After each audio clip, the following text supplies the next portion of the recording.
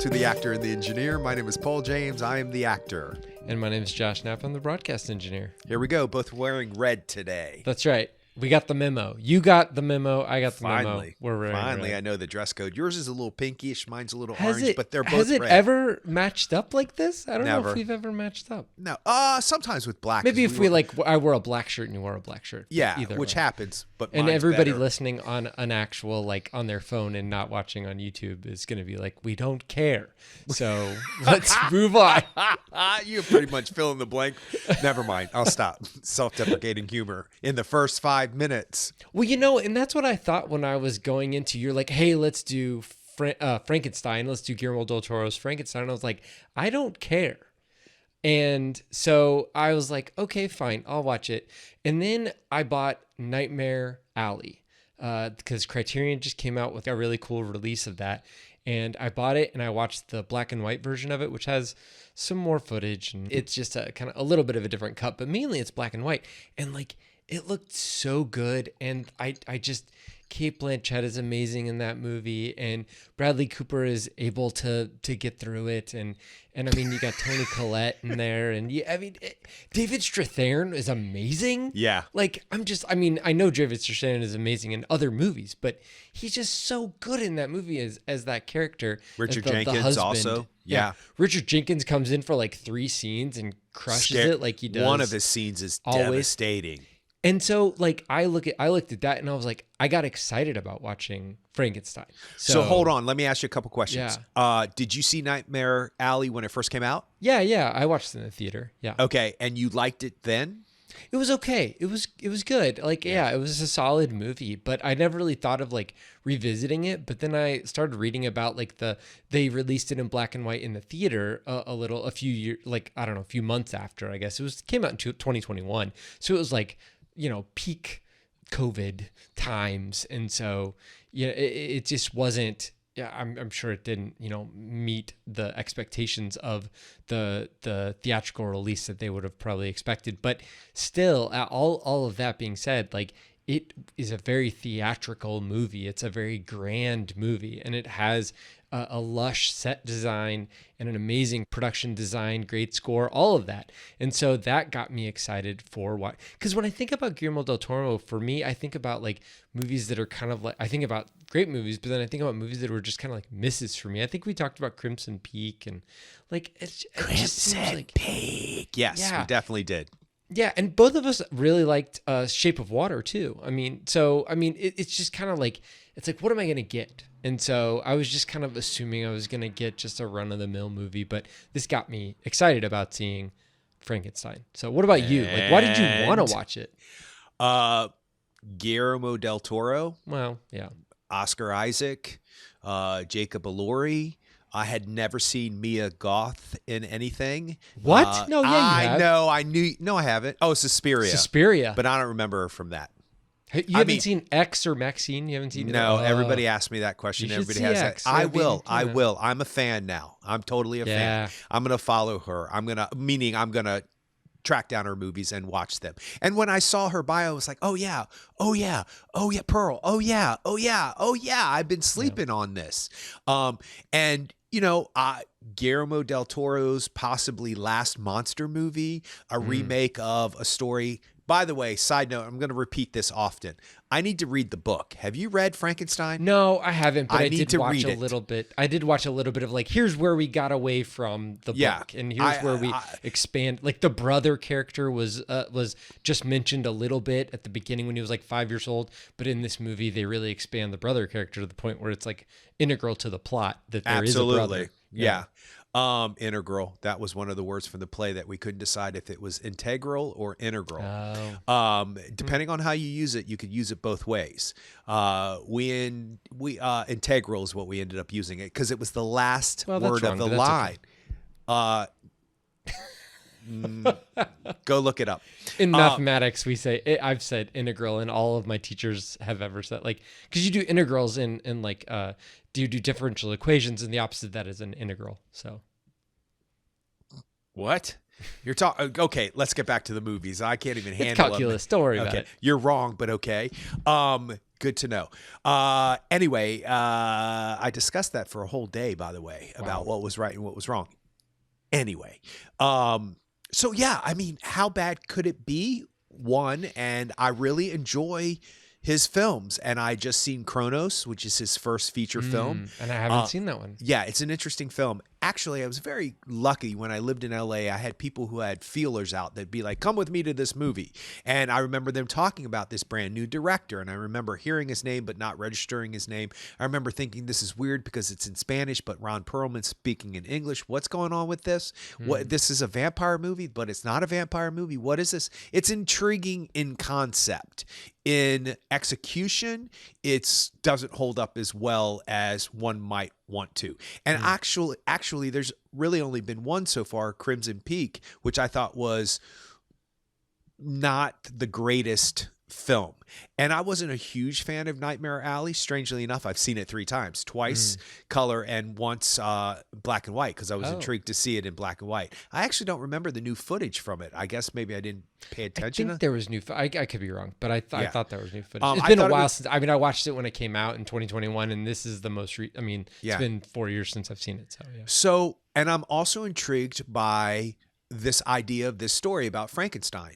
And I've seen the National Theater's version with Benedict Cumberbatch, and I can never remember Johnny.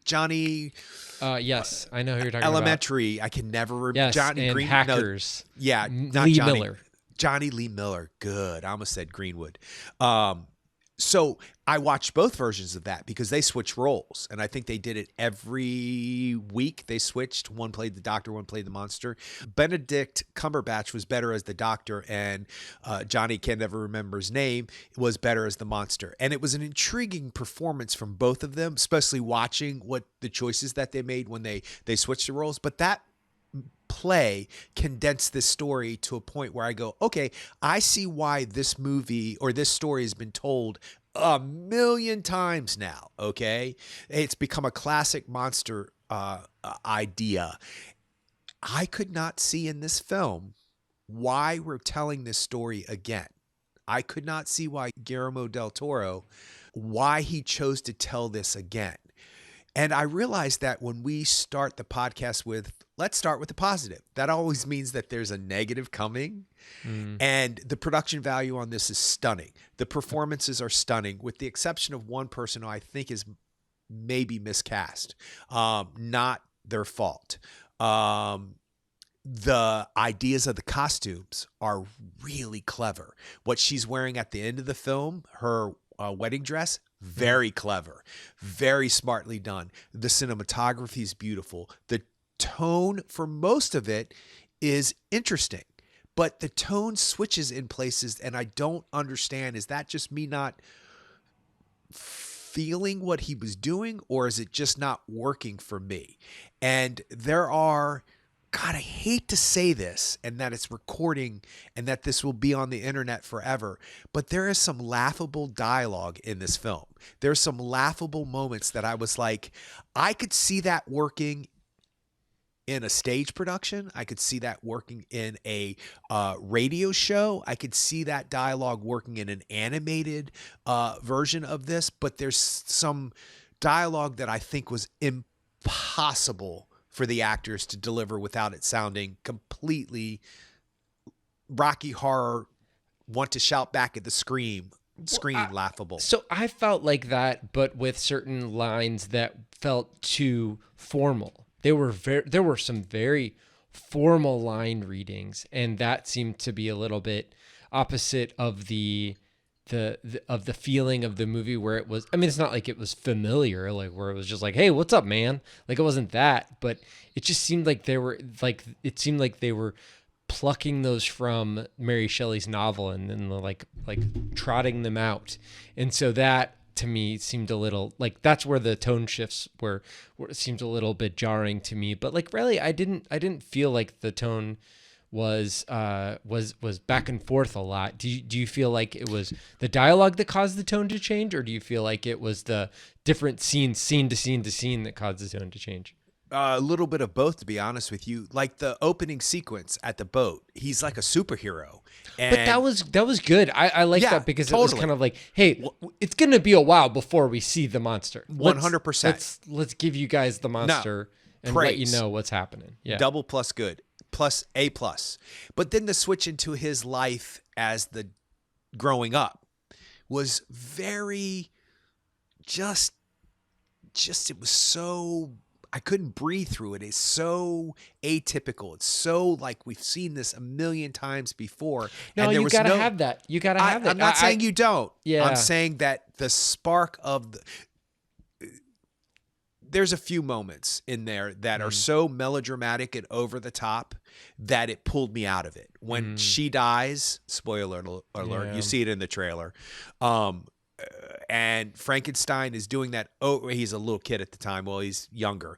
And he's doing that over his shoulder look and that pouting, crying thing that he does. And he turns away. And literally, I thought he was going to go, whoa, with his hand over his head because it was really epically over the top. And that did not ground it for me. It pulled me out of it. But there are things in his childhood sequence that are amazing, but they're all visual for me. Like that red dress that she's wearing that's flowing as the father shows up. And I can't remember the father's name right now. I was just trying to look it up. The father, like, he did a good job, but Totally. it's a very one-note character. Sure. It's not a one-note performance. It's a one-note character. It's like, hey, turns out Charles Dance. Yeah, Charles Dance. Yeah, from Game Mank of and Thrones. from Alien 3 and all the other movies, all the other David Fincher movies. Strange references nobody else will know for 100, Alec. What is Josh's From new Mank. reference? Yeah. David Fincher, of course. But so you're right. Charles Dance did a great job, but I think that what he was asked to do was very specific, and you're right, one note. Like, but without that, like, did you feel like you were being talked down to when later on in the movie Frankenstein is essentially like being that same exact thing to the monster? Like I got it. I got it very quickly. I understand where he was like, oh my God, why would my dad ever do this to me? Why would he be so mean to me? And then all of a sudden he's being, he's not, the expectations that he has for his, creation is not the same. Like, it's very like, we get it. You don't even have to say the rest of the sentence. I understand. I can finish the sentence for you. So like that to me, I understand the frustration with that. But it didn't seem pedantic to me, though. It didn't seem like it was just like being, very basic and very, piece by piece to me. So it didn't bother me that much. It actually seemed like a very classical movie theme and a very classical movie explanation. I just recently watched Singing in the Rain, and it's a great movie. It's an amazing movie. I don't have a problem with anything in that movie, but there were some tropes in that movie that, were very rote, and it works. Like, I don't know, like I'm trying to be a little bit more like, just because there's something that is not challenging in a movie, I'm trying not to complain about it, but no, I'm not saying that you shouldn't. I'm just saying that, like, for me, like, it was a very basic movie when it came to certain parts of it. The parts that I had problems with are totally different. They're very technical, but we can get into that later. How come when we're analyzing something that we like, we're never saying, oh, don't like that too much? But when we're criticizing something or coming to an understanding of why he chose to do something, I'm not a critic. I'm not criticizing. I'm saying that segment of the film did not work completely for me. Why is that a complaint? I'm not saying that's what you're saying. I'm saying why. That's an observation based on 40 plus years of watching movies and my love for this director. And there was something that was very flat and the rest of the film felt very stylized in places, which was good. That seemed like, wait, it gets revved up, and then all of a sudden we have to slow all the way down and go all the way back to his story. Why did that take that long of a time? Then when you see the monster story, then you understand he told you his side, I tell you mine now, right? Something like that, right? I love that. I did too. Yeah. I did like that too. I liked the smart monster. I thought that was very well done. I have nothing bad to say about Jacob Elordi. I mean, first of all, He's a good-looking Frankenstein. That is a good-looking monster. That's a very skinny person. Like that guy, he's just like super tall and skinny. Like it doesn't seem like that's not the Boris Karloff Frankenstein though, right? Yeah, but thank God. This is the Hottie McFoddy. That I just cussed. Anyway, that's why you wanted to watch this movie. Yeah, sure, that's it. Because I'm motivated by that kind of stuff. We're going to edit all of that out, right, Josh? Because I'm going to say the cuss word so you can make sure you edit it out. Got it. No, he could have been a gross monster. I didn't know what kind of monster they were going to make him out to be. I actually never saw him as the monster. I saw the clip where he's masked in the first scene, and I loved all of that, and it just was exciting. And I think he needed to find something more exciting about the Doctor's upbringing that made it gothic and dark and ominous, and other than the 90% of the father-son issues and the no love for the son and then love for a younger son and blah, blah, blah, blah, blah, blah, blah, blah, blah. It just seemed basic, and it just pulled me out. It just did. I don't remember coming back into the film or when that period happened. It probably is when Christoph Waltz comes into the film is when I was finally re-engaged with the movie. Now, I will say this. I did see it on Netflix. I did not see it in the theater. I tried to, and then the last day that I finally could see it, they took it out. Yeah. So I wanted to see it on Netflix and then see it on the big screen because I hear this, the film looks great on the big screen, and I'm sure it does. But that I can change my perspective when I'm watching stuff. I can see the epic nature of it, meaning the cinematography on a small screen. I just can't. Maybe it's not as jaw-dropping and breathtaking as it would be on the big screen. And if they ever re-release it, I'll see it on the big screen. That said, I've seen many things on Netflix, many things on the big screen that did not make me work as hard to figure out why the director was showing us what he was showing versus just letting it flow. So obviously you kind of dug this movie more than I did. Well, I kind of came around to it. Like it was essentially when the monster said, "Hey, you got to tell your side now. Let me tell my side."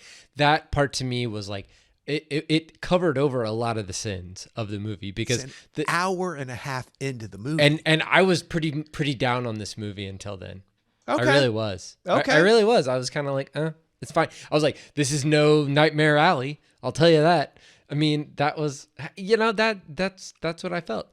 And for me, Nightmare Alley style trumped substance. And for this movie, like the substance and the character study of it made more like impacted me more than the style of the movie. The style to me, they spent a lot of money on this movie, but I could see where they saved money on the movie. And that was the part where I they had a lot of practical sets and they did it right. Like their practical sets or like where he creates the monster, that big, huge castle. Yeah, I loved it. They actually built the bottom floor of that, the main area of that castle, and there's real walls, and they can touch them and all that stuff. And then they did set extensions to go up to the very top, and they had all that other stuff. The very top where he's putting on the spire at the top for the lightning strikes and stuff. That was practical, but it was on a blue screen wall, blue screen set and all that stuff, which is fine. It's okay. Like I knew that, and I understood that and I got it, but it was good that they were willing to spend the money and the time on the actual sets that they can interact with and have, lights bounce off the floor and reflecting the blood that's on the floor from all the body parts and Did they build that concave hole in the ground? They built it that was like essentially like it went down 8 feet or whatever, and you then can it tell stopped. You can feel it. Yeah, I was frightened every time somebody came near it. As soon as they walked into that room, I was like, no, don't go close to that. Cement that over in a heartbeat. But I knew it was going to be something that it was used. Yeah, and it was used, and it was very good. I agree with everything you're saying about the film up to this point.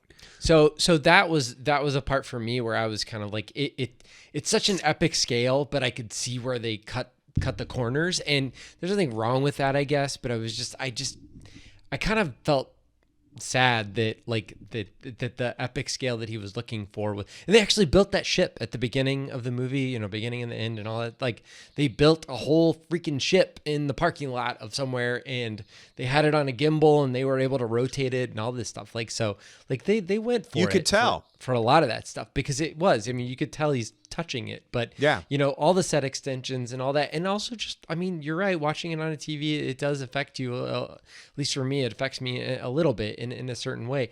But the part that sucked me in was the fact that I wasn't thinking of the Frankenstein's monster. I understood that Frankenstein's monster was a being without a pair, a being without a peer, but I didn't realize that the element that was the most important thing in this story, and I'm guessing in the novel as well, was that he cannot be killed. Like right. That to me, I didn't realize that, and that's what I need to know. Is that in the book? Because I've never really seen that before. I don't know, but it's such a great key for the character. It's such a great hook for the character, and essentially that's why Groundhog Day is interesting. Yeah. Because you have this character who's nothing can change. Vampires, right. Yeah.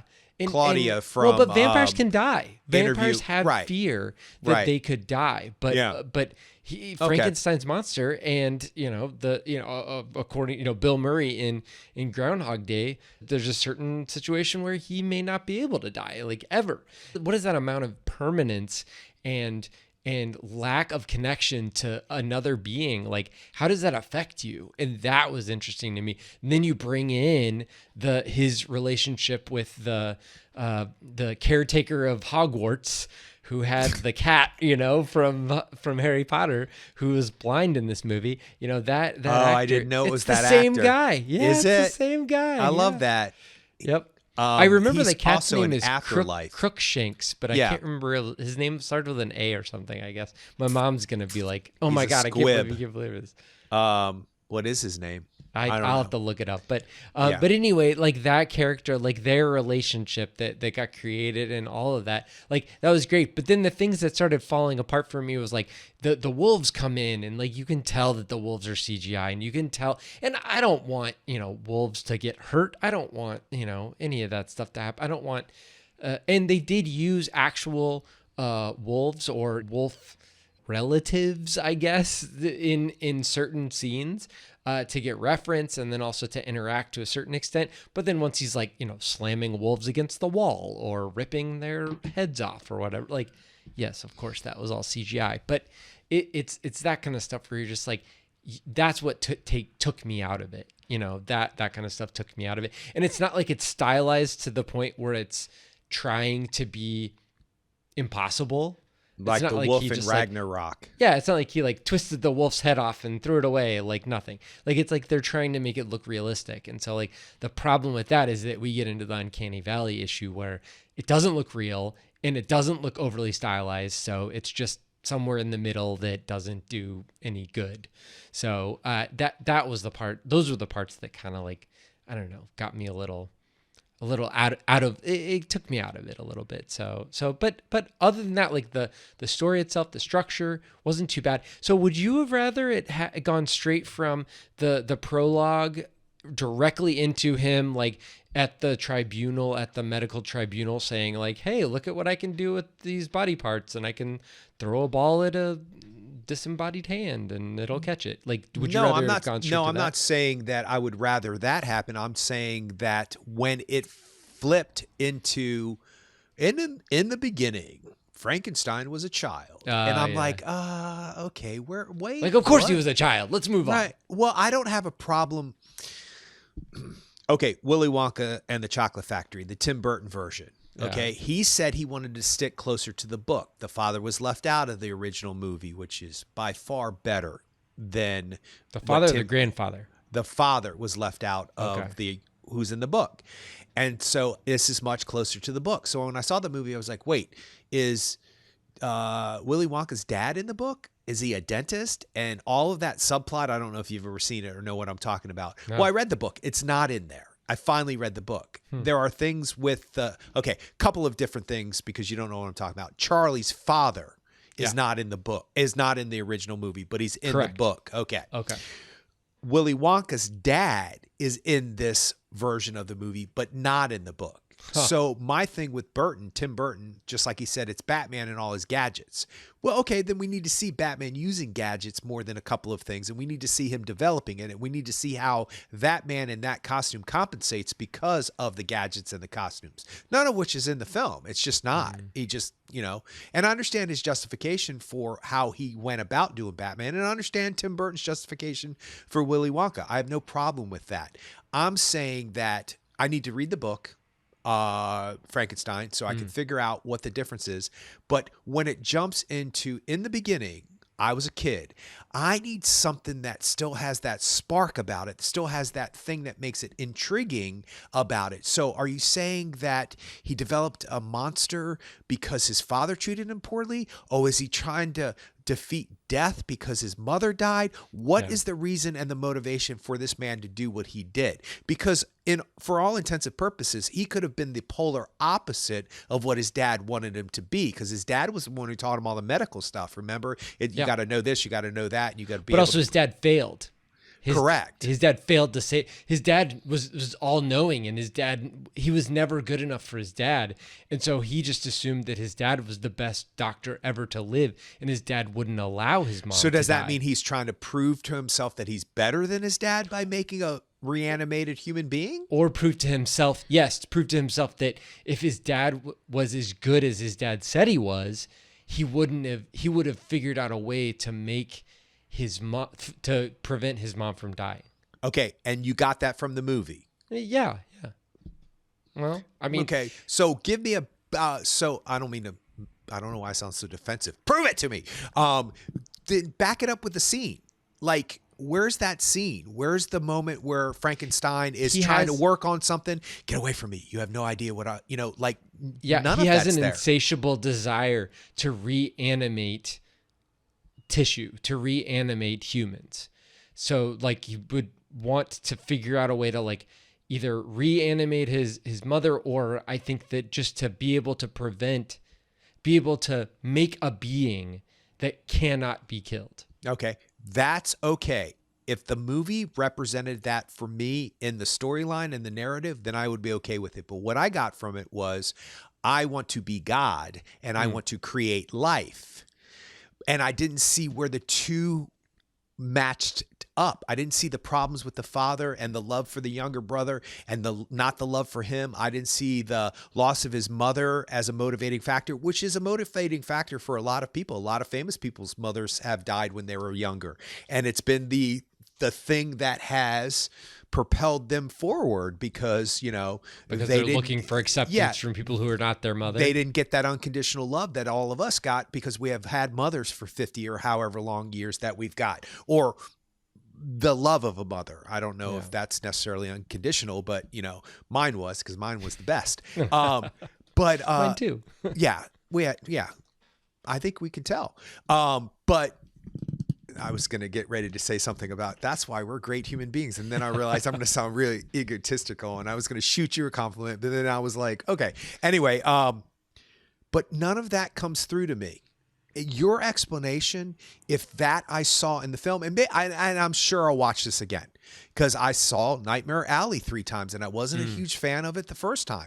But I have a tendency to watch movies that I think will be better on a second watch, or better because I've already put it together in my brain how I thought it should be. So now I'm going to go back and compare it. And I'm not saying I can make a movie. I'm not saying I could make Frankenstein. I'm saying that in my knowledge of watching films, I can imagine what I think might have worked to explain it better to me. And sometimes I'll go back and watch a film that I saw originally and didn't particularly attach myself to. And I go, oh, there it is. Oh, okay. Oh, there it is. Okay. I'm being attached. I'm getting more attached. Okay. I get that. I'm wondering on second viewing if I'm going to see what you're talking about in the film, and maybe it's there and I just didn't connect to it. So let's move on past the very first part of the movie. I did want to talk about Mia Goth, because you did talk about her. Praise. So she is, and I'm surprised you haven't run into her yet. Just in general, I'm just trying to think of some of the other movies that she's been in. Just a ton. Yeah, I mean a bunch, and you just haven't run into her. But like I would put her in the same category of naturalistic actor as like we've talked about Kevin Costner. I mean, we've talked about. I mean, it's the Captain Phillips moments and all that stuff. I mean, Sienna Miller. Yeah, Sienna Miller. It's these like you might not like throw it up, on the wall as like, oh my God, this is the most amazing actor of the world. But like the movies that she's in, like she doesn't feel it. It doesn't feel like she's trying. It just doesn't feel like she's trying. It feels like she's just is. And I agree with you on this film too. Yeah. And I'm sure when I watch Suspiria again, which I'm surprised I haven't seen a second time, I will recognize her, and I now will search her out. But I agree with you 100%. And she had some interesting stylized dialogue that I did not think worked in other people's mouths, and it worked for her. The way she has this almost monotone, almost... It's a higher pitched type thing, but it's kind of breathy, but it's also... Yeah. It's filled with so much, but at the same time, if you just there's something empty about it at the same time. But that's a good thing because she sounds like a real person. And sometimes with this stylized dialogue, people, unless that's what they're going for, it's like when American people do Shakespeare and they put a British accent to it because they think that makes it sound more understandable when it doesn't, and also. It sounds worse because you're doing a terrible American you're not doing it right. / British accent. It's like, and then what they uplift with the British accent versus what they could find on a realistic level is a lot different. But yeah, high praises. I loved everything about her. When she disappeared and she came back, I was like, this should have been the movie. Like, this is the movie for me. Her relationship with the monster is the movie. The movie works at the end because of her reaction to seeing him again. It's really heart-poundingly touching when she sees him closer to the end of the film. And she's like, oh, there you are. Like, you're what I'm missing. And but by this point, it's too late. Well, anything else about? I think I know where you're going, and I was going to ask you what actor you felt like was miscast. Do you know who I'm talking about? I would assume that you are talking about the brother. Incorrect. Oh, I was fine Oscar with him. Isaac? Yeah. Oh, see, I was wondering. Yeah. He's very polarizing. As an actor. Okay, let me start this conversation in a different direction. There is nothing I've ever seen him in that I haven't been in love with his performance. Really? I even like X-Men Apocalypse. What about Moon Knight? I liked it. Okay. I liked him in that. I think his accent was horrible in that movie or in that show. But in this movie, I thought it was okay. Did you have any problem with his accent though? It was okay. I didn't have a problem with it. I had more of a problem in Moon Knight than I did in this movie. Moon Knight is exaggerated for a reason. It's very exaggerated. Yeah. And I was fine with it because it's such a different tone. I was fine with it. Bought into it. I liked it. Like I said, I liked Apocalypse, the X-Men film. The movie's not great, and what they did with the character's not great. They also adjusted his voice too. I mean, I liked it. Yeah. I liked it. I thought it was great. Marriage Story with Jessica Chastain is stunning. Not Marriage Story. Marriage Stories, isn't that what it's called? No, Marriage Story is with Adam Driver and the Scenes from a Marriage. Yeah, I haven't seen that. Yeah, stunning. That's a remake of a Ingmar Bergman movie, right? I think. Oh, I think this is like a TV. It's like recent, but yeah, but it's like 6 episodes or something. It's not one movie.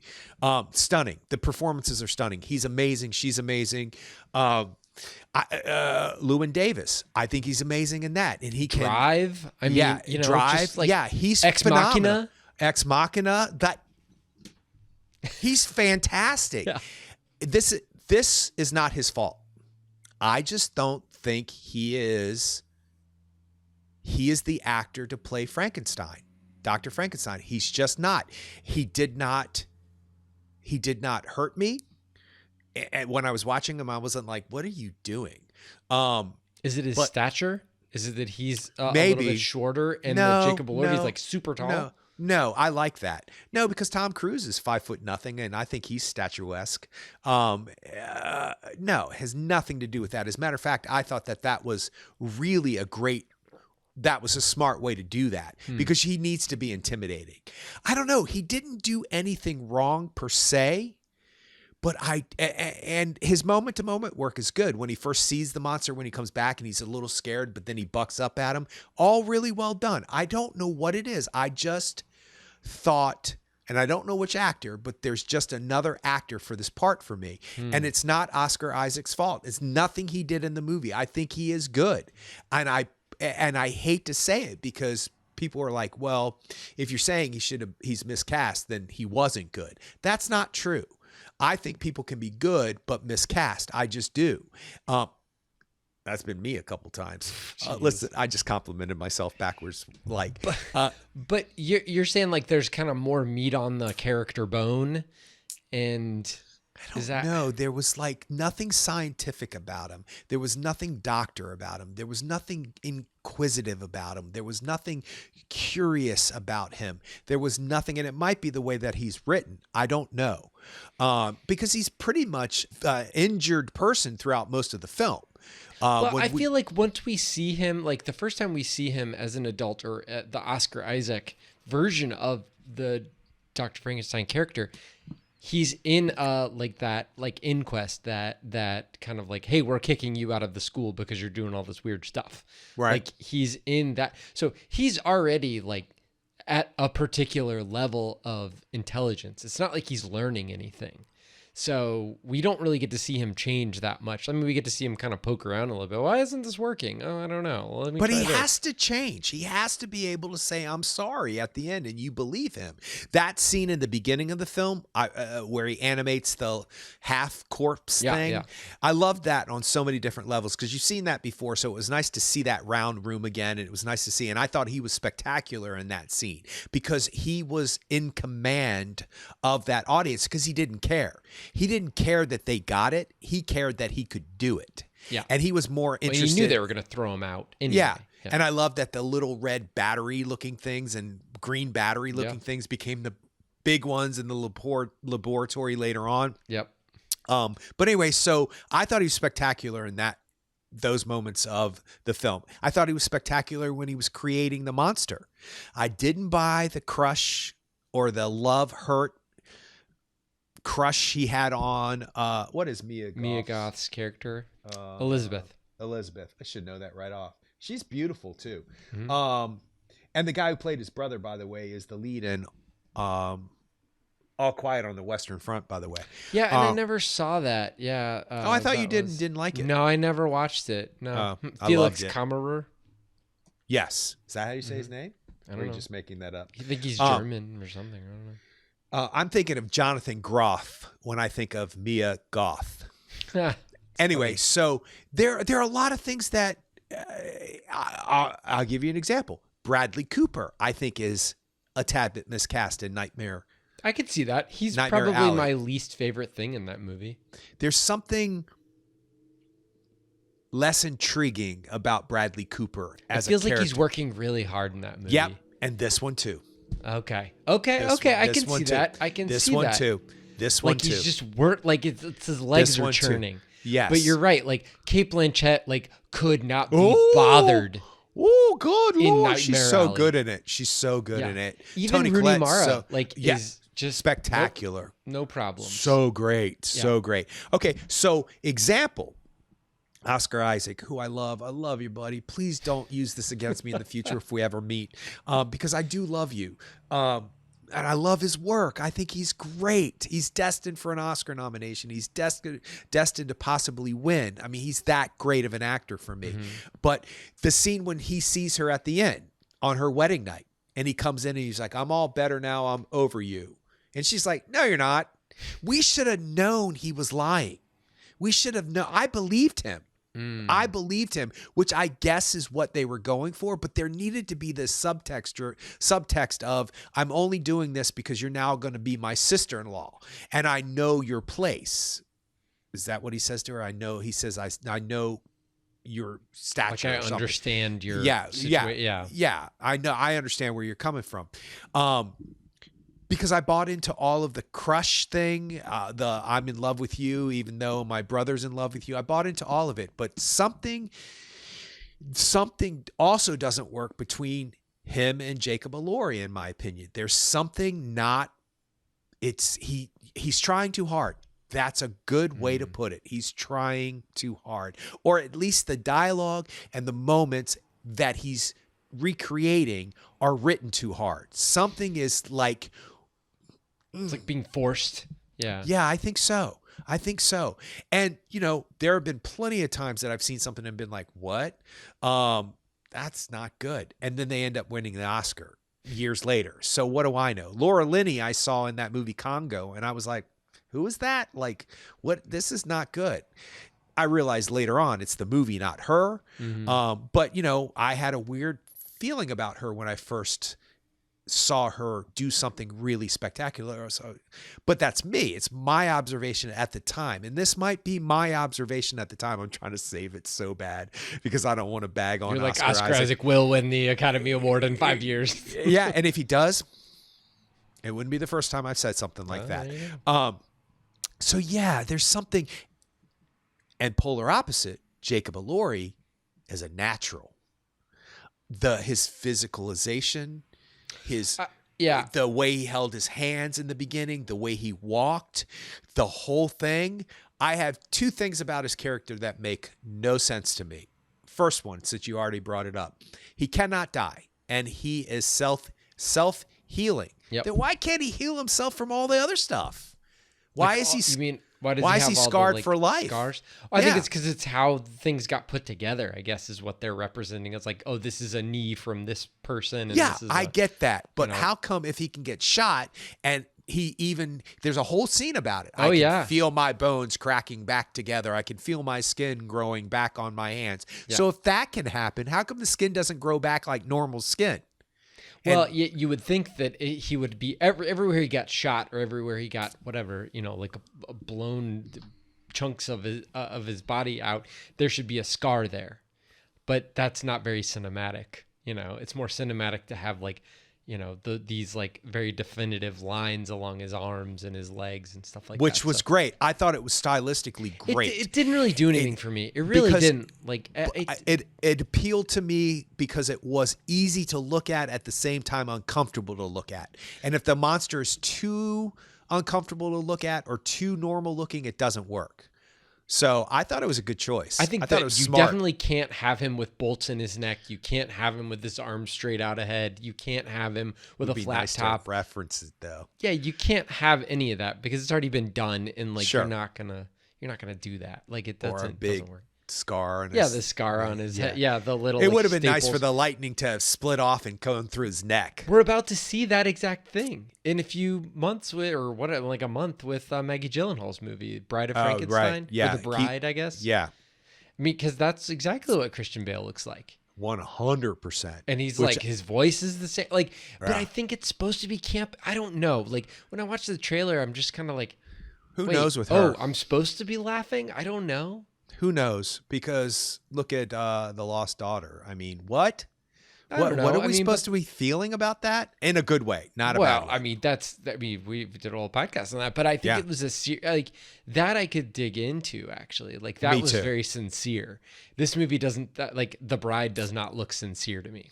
Interesting. At all. And then the second thing, I just think you need to explain a few things, because if I'm sitting thinking about this instead of what I'm watching, that's not necessarily a good thing, right? So how did he learn how to read? The blind grandpa showed, when he was showing the letters to the kid, he would rotate it so that when the kid was looking at the A, then the other side of the card was a different thing that was supposed to represent like that sound. So whenever he was rotating the card, the kid would see the card, one side of the card, and then Jacob Elordi would see one side of the card. Would see that same side of the card when he rotates it. So like, he's just like the grandpa was essentially teaching the kid to read and Frankenstein's monster. Got it. Okay, yeah, that's my. Yeah. Okay, good. That was explained. It was like a 10-second scene. Yeah, but it was that was explained, and I'm fine. And I'm fine with that. Okay, good. I'm glad about that. No, he didn't. He wasn't just how like did a savant guy who's like, oh, I just know letters. Well, like, no, yeah. I was trying to figure out how a blind guy was going to teach him. Like it was those flashcards. Yeah. Okay. Got it. Okay. Yep. Well, that's clever. It is clever. It's very well really done. I love that whole sequence. I love from the moment he gets to that house to the moment he has to leave that house. I thought all of that was exquisite. And I was like, how are they going to get this guy all by himself? And I loved, you understood everything about the motivation of the blind guy. Every single thing. When he says, I'm not leaving, I'm staying. They're like, what? They allude to the fact that this has never happened before. And he's like, I'll be fine. I'll be taken care of because he wants to know who the spirit in the woods is. And he knows there's another human being. You know that from the moment he crawls in there the first time, you can tell that the blind guy can hear him breathing. Yep. All of that's easily explained. It's so explained. And also even that character has a backstory. Yeah. And it's one line and it's all you need. Like it's such economical writing. He's like, I've been living this whole life in regret based on me. Like I murdered someone and I've been living the rest of my life in regret because of that. It's like that. And he's trying to like make up for that one act for the rest of his life. And like, and how many people is he affecting? Is he benefiting? Like he's teaching his grandkid how to read. He's teaching the Frankenstein's monster how to read. Like he's keeping a bunch of people who live on the outskirts of nowhere in the middle of the night that we're okay. It's just a spirit in the forest. He's calming everybody down because they're thinking he's just being a silly old person who's coming up with things in his brain to like appease the world or whatever. But he's actually taking some of the strain of that scare away because there's some noises that they're like, what is that? He's like, oh, it's fine. It's okay. Yeah. No, and I love that. So well written. That chunk is so well written. 100%. Now listen, look how lit up you are. Yeah. When we're talking about this. But when you were trying to tell me about the father in the beginning thing, you were very logical about it. Why do you think that is? Is that because I was not in tune with that section of the film, so you were trying to gently go down your darkened ways? Or is it because that section of the film is not, it doesn't work? It's wonky. It's clunkier. They spend, number one, they spend more time on it. Yeah, way too much. Yeah. And it's like, you're right. We get it. We got one line and we know that whole character, soon as what's his name gets off when he comes rolling up and the red dress is flowing in the wind and the father steps down, we knew exactly you could have skipped right to her death and been like, I know everything that happened in between. You could have a scene about, look at me redirecting his film, an Academy Award winning director. Guillermo, here's what you should do. Buddy, let's talk, I, who have no film experience whatsoever, I'm saying for storytelling purposes, I understand storytelling on a level different than I did 40 years ago. So out of experience of being a storyteller and knowing stories and reading stories and watching movies, I know when something is not flowing correctly for me. That doesn't mean it's not flowing correctly. It's not flowing correctly for me. So let's jump back to the old man. I loved everything about that. I was sad because I knew it was coming. I was like, how are they going to get him by himself? That was interesting how they did that. And then because he has to be his teacher by himself. Yeah, there has to be just him. And I loved all of that. I loved the brutalness of the monster being attacked. I hated hate is a weird word. I disliked the CGI wolves. Yeah, it's rough. Yeah, it was rough. I don't even want to see CGI animals get hurt. Like, you know what I mean? Like, And it's not like they didn't, That's another thing. Yeah. Sorry to interrupt you. No. The gore and the graphicness of the gore was very selective. It wasn't Guillermo like del Toro, though. Nah. It is. He's pretty gory, and when he's gory, he's pretty gory. Well, yeah, like when Christoph Waltz falls down and then And Victor Frankenstein goes down and lifts his head up, and it's like half of his head is like just caved in. Yeah, That's tough. really gory. Also, like all of the body parts. Are you saying that like it's very sanitized? No, the I'm gore saying is sanitized that at the beginning, and then I'm saying that it seems like the gore was selective to make that impact of ripping his head off of the thing. Yeah. If it had been gory consistently, I think the rhythm of those kind of scenes would have worked better for me. It seems almost shocking every time you see it because you've forgotten that you're seeing a gory type of movie. You see it in the beginning when he splatters that guy up against the boat and the guy's neck breaks and falls down. So I don't know. There's something very selective about the gore that I thought was not, it didn't flow as well as I thought it could have. That said, Christoph Waltz might have been a better Frankenstein than Oscar Isaac. Interesting. Too old though, right? Why? Says who? Well, I mean, I guess it depends on how you frame the movie, but like he's. I mean, how much older is Oscar Isaac than Mia Goth is? How much? Well, no, I'm not saying that. I'm just saying like he's optimized his education for this one purpose. If he's 65 years old, has he spent 45 years learning to do this and only that like what 40 that's an extreme amount of time. Okay, I get that, but yeah, I see what you're saying. Oscar Isaac still he's probably 50 years old. I don't know, he's 45 years old, 79, so he's 46 years old. Yeah, so yeah, I mean that right there, he's he's not a spring chicken, but at the same time he's also not 70 years old. So yeah, that's true. But that's true. But either way, like I see where you're coming from, and I think that like we're also nitpicking about a movie that does have good chunks. It's hard for me to great chunks. Yeah, that's what made me see the bad or the less interesting stuff.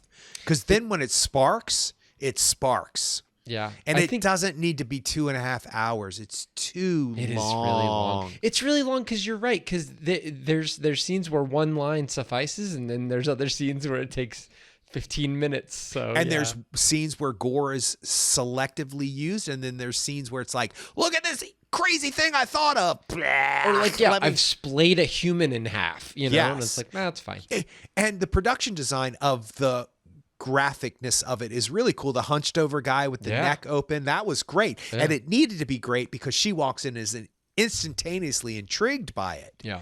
Which is a factor that could have been played on a little bit more, that could have made him one of the reasons why he was so interested in her, other than her being a really beautiful. He even says like, "Oh, you're not grossed out? This isn't grosque to you?" And she's like, "No, it's interesting. No, it's beautiful." Yeah. So, but I didn't think that's. I thought he thought she's a honey. Well, yeah, that's what he thought. Like right when he sees her initially, when she's doing the alas poor Yorick thing. That's the first time he sees her. She's holding the skull in Christoph Waltz's portrait area. There's another alas. There's another alas poor Yorick. The You're monster. Right, the monster. And that seemed a bit like forced as well. Come with me and you'll be. All right. No, there are things that are forced in this film. There just are. I don't know why, and I don't know why we keep coming back to that, because there's a lot of great stuff here. Yeah. The whole third chapter of the film is well done. It has a good payoff. He walks off into the sunset. Yeah, I didn't want to say it because I thought you were going to say no, spoiler. It is. And I was watching, I think Guillermo del Toro was talking about this, and I have not seen the end of Kronos, but he says essentially like the end of Kronos and the end of Frankenstein are the same. Yeah, they are. So I mean that right there is very similar, and even the Kronos is like a pair with this movie, he said. I see that. Yeah, I 100% see that. And it also, a lot of the themes throughout most of his movies are in this one. Yes. The Shape of Water. Yep. Yeah, the fathers. I mean, but Nightmare Alley is Nightmare exactly Alley. That. The way that starts. Yeah. Yeah, absolutely. But tonally, The Shape of Water works consistently straight through. when you see Michael Shannon's character, you're still in the same world as you see her character floating in the beginning of the film. The same film of Richard Jenkins sitting on that diner's bar and flirting with the guy who it doesn't go well. It's still tonally the same movie going throughout the whole entire film. This one, it goes into a couple different directions that I was like, I wish that something could have been more constrained in some of the beginning scenes of the film and less constrained closer to the end of the film. So I don't know what that means. I think that there are people who are going to fall madly in love with this movie. I think that there are people who are finding movies at 16, 17 years of age who are going to find this and think it is the darkest, most gothic, most epic Frankenstein they've ever seen, because it's probably the first version they've ever seen. And I'm great with that. I think that's great. And I think a little bit has to do with, I love this director. I love Pacific Rim. I've seen that movie like 10 times. Wow. I love that movie. I think it's clever. I think it's smart. It's a big monster movie. You know, it's utterly ridiculous, but it just 100% works. I love Hellboy. I love the second Hellboy. A lot of people don't. I love this director. Yeah. And I loved Pinocchio, although I was in question with Blade 3. Blade 3? No, 2. Is it 2? Okay, yeah. 2, Blade yeah, 2. with the mount. I love that one. Yeah. I love that one. Are you being facetious? It just seems like a little out of character. I mean, Pacific you could say Rim Pacific Rim is out of character too. Yeah, absolutely. Right. You could. Absolutely. But it's not a cash in for him. Like it's Hellboy. Yeah. I mean, so what's in character? The Shape of Water. No, you know. Yeah. I like him. I really do like this guy, and I think that it's interesting because if we went back and listened to the Crimson Peak episode, we would be dogging on that the whole way through, because that film did not work for me. I can't even really remember it. It was rough. And you know what's funny is that like the Gothic cathedral, set design is very similar. Yeah. Like the time period is similar. When she sees him in the underground of the laboratory in this film, Frankenstein, is the same as Shape of Water. The way the camera comes in and she doesn't see him at first and then she does see him. It's very Shape of Water. It's very Beauty and the Beast, which is a theme in a lot of his movies. Sure. Big monster is misunderstood is a theme in his movies too. That's all Hellboy is. Yeah, that's all Hellboy is. I love those movies though. I could watch those over and over and over again. They fulfill every need of a comic book movie that I have. Every single need. Anti-hero, I love that. And they're just handled, storytelling wise, handled extremely well. I don't know if you remember the first Hellboy, but how... It's been a long time, yeah. Do you remember the Christmas scene on the base when he's telling Hellboy stories before Christmas and now he got to go to bed because Santa's coming? It's really touching. It's really, really well done. And it shows you the love that this man has for his new adopted son, who's no longer his adopted son. It's his son. It's that kind of scene. It's that scene. And it's sweet and it's touching. It's Christmas Eve, you know? Yeah, it's great. It's great. So in the end, this movie turned out to be different than I was expecting, but the scene with Mia Goth is spectacular. The way that plays out is spectacular. The fact that what happens to his brother is devastating. I wasn't expecting any of that stuff. I love that they were both wearing white, and that costume, that dress, that where the blood comes through, but not through the tool part or whatever. No, I love that too. But did you notice that her arms were wrapped like the Bride of Frankenstein? Yes, I did notice that. Smart. It's really good. Yeah, no, that's really good. That's really good. So I was like, there it is. They kind of got her to be the Bride of Frankenstein. Yeah, exactly. And there's one moment where she lifts her hand very slowly and the material is very, it's draped over her and it looks just like the bandages from the Bride of Frankenstein. And I love the fact that once again, this is one of the reasons. And in the end, this is going to be a positive review because this movie is making me intrigued enough to finally read this book that I put off most of my life, right? Maybe I'll go on a quest to read all these books that are like that I've not or thought I've read or said I read or audio booked it. Yeah, I went through a phase where I would say I read something when I didn't. I don't know why. I don't know. It sounds smarter than that gets you caught. I bet, because then like the moment somebody's like, "Hey, what about this part?" You're like, "Oh, whoops." Yeah, I don't really remember that part. No, I told somebody I watched Citizen Kane before I saw it because I was going to watch it the following week, and I don't know why. I don't know why I would lie about that.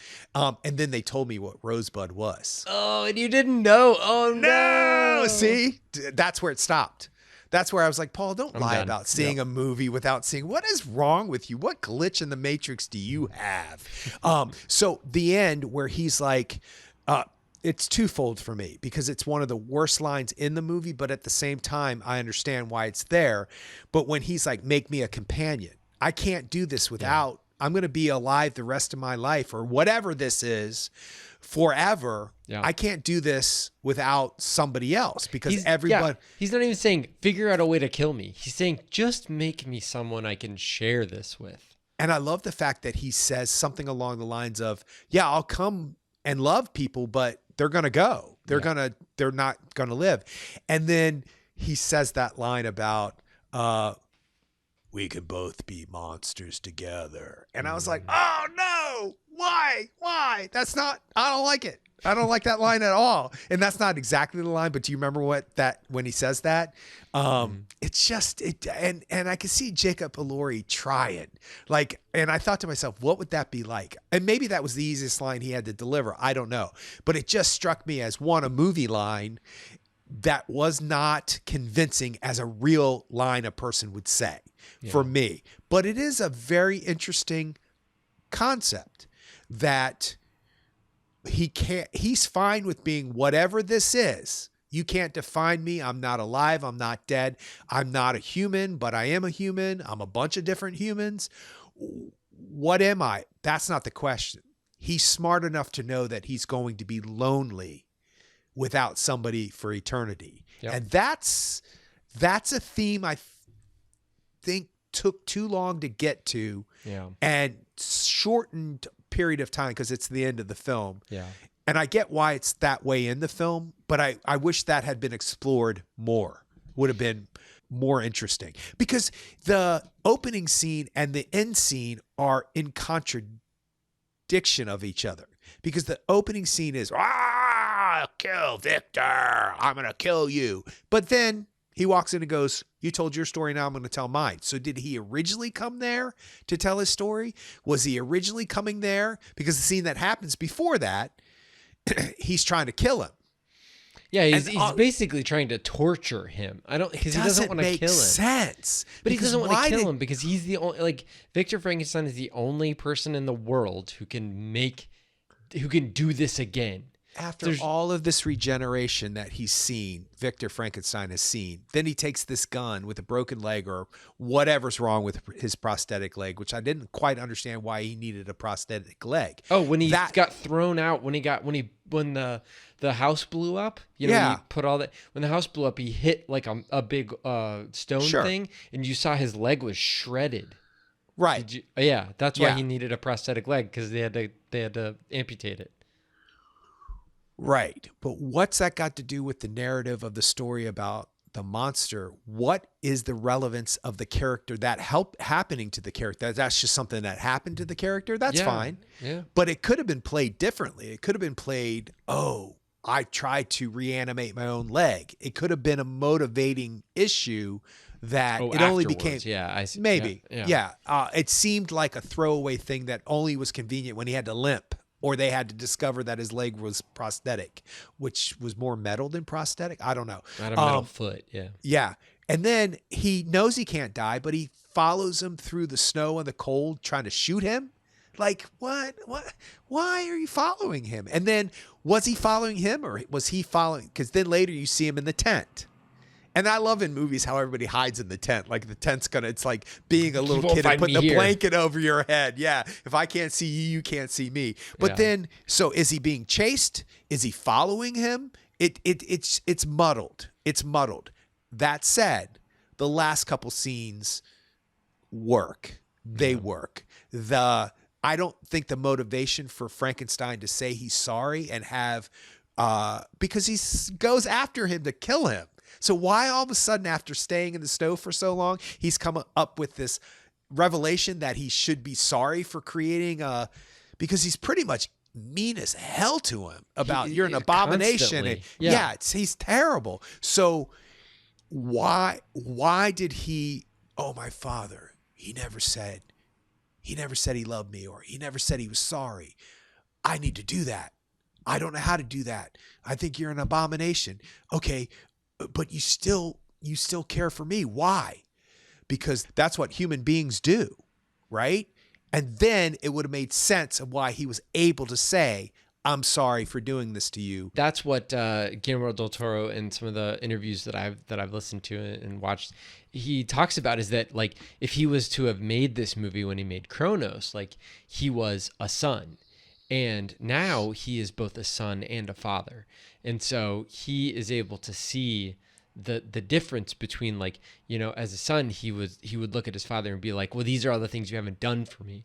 But then as a father, he's now able to see, like, you know, these are all the things I want to do for my son, but I'm not doing them right, or my son may not be appreciating what I'm doing. And like, he's able to see it from that other angle. And so this may be the Victor Frankenstein character, like recognizing that I never got this appreciation, or I never even got just any kind of like acknowledgement from my father that I was a capable human being. And so the fact that you are expecting that from me, and I am your creator, and like you need to earn that. Well, you know, he's the monster has essentially earned that, but he has hopefully realized that it doesn't matter whether the monster earns it or not. The monster is still tied to him. You know, his son is still tied to him. But he did get fatherly love. The monster does have a father figure. The monster does. That is not Victor Frankenstein. Correct. Yeah. And that happens all throughout life. Sure. And, you know, I think I've told you this before, that she just happens to be a Christian, but her belief is that God puts a person in the place of another person that you might have a deficit in your life for. So if you didn't have a father, maybe this uncle or this brother or this father figure comes into your life, at least represents, so you know that this is what a father figure would feel like. And I believe that that's actually true, because that's happened to me quite a few times throughout my life, and I'm a better person for it. So at the end of the film, then, it should have been, I didn't get any of that. I think your explanation is, I will watch for it the next time, but I don't think it's kind of tacked on. You think? I don't think it. No, it's not that it's tacked on. It's just not there for me. And so if it was, you know, the monster knows what love is because of Mia or Elizabeth, and because of the blind old guy. Sorry, I don't know his name. That he has felt love and understands love, so he no longer needs Victor Frankenstein to say, I'm sorry. He doesn't need that. And if that was part of his conclusion, then him walking off into the sunset would have made a lot more sense to me, because we know as a character, he's satisfied with his creator passing. He no longer needs that from his creator. He no longer needs the understanding of why he's existed and why you made me and all that other stuff, because I am here and I've learned on my own. And actually, I'm as smart as you are now, if not smarter, because I've had different experiences. And so walking off to the into the sunset would have been victorious, would have been a celebration, would have been like, oh, he's going to be okay. When he walked off into the sunset with the ending that I saw from the film, I thought to myself, what's going to happen to him now? Like, he's not going to, nothing is solved. He's still strange looking. He's still 7 foot, 8 foot 10. He's still like monster-esque, even though he's a sweet being. How is he, where's he going to live? What's he going to do? When you have the satisfaction of knowing that somebody has harmed you in your life, and that you no longer need for them to say, I'm sorry to you, because you've healed yourself, you can walk into any situation and go, I've healed myself. I've made myself a better person, in spite of or because of your lack of the ability that you didn't give me what you needed to give me. And so I don't think that's the end of the film, though. At least it wasn't for me. That said, that last shot is beautiful. Well, I think the last shot of the film is him allowing himself to move on and not be tied to the Victor Frankenstein character. So, Okay. That's, well, I mean, like there has to be a way to move on. So sure. That's hope. Like riding off into the sunset is hope. Looking into the sunset is hope. Like that's all it is. Absolutely. So, illogical as it is. Illogical as it is. No, I agree with you. And I'm hoping that what you've brought to my understanding of the film will influence me the next time that I see it. Because who knows? I could have been tired. My back could have hurt. I could have been not into it. I could have. That's exactly what I was for 2/3 of the movie. Well, there you go. So, yeah. Well, there you go. There you go. And I mean, the 2/3 that I had the most problems with myself, Yeah. I think it's worth watching. I think if you like this director, it'll be fulfilling. Yeah. And I think that there is talk about Jacob Elordi being nominated for the Oscar. Yeah. If he is, I'll find it mind-blowing. Yeah. But also, I'll be okay with it because there are tons of actors out there right now going, I have to do what in class now? Pantomime what? You want me to act like what? I'm not a baby. I'm not wearing a diaper. Why do you want me to act like an ice cream cone? Because of that. Because what are the chances you're going to get cast in a movie where you're born as an adult, and what would that physicalization and being able to pretend like you're a baby or pretend like you're an ice cream cone takes the ridiculousness off of trying to physicalize what it would be like to be. That's Poor Things. Yeah, that's exactly what Poor Things is. She got a nomination and won, by the way. But when he's walking off into the sunset, and this is the last thing that I'll say, his fingers. Did you see his fingers do that kind of like bendy, stretchy thing that he does throughout the film? I thought it was really clever because it's moved past a certain point in his existence, but still, he is this character still. I thought it was good. That was good. Okay. All right. I like it. All right. Well, you can check us out on the web at actorandengineer.com. You can go to facebook.com/actorandengineer, and you can find us on YouTube. Just search for the Actor and the Engineer podcast. We'll see you next time.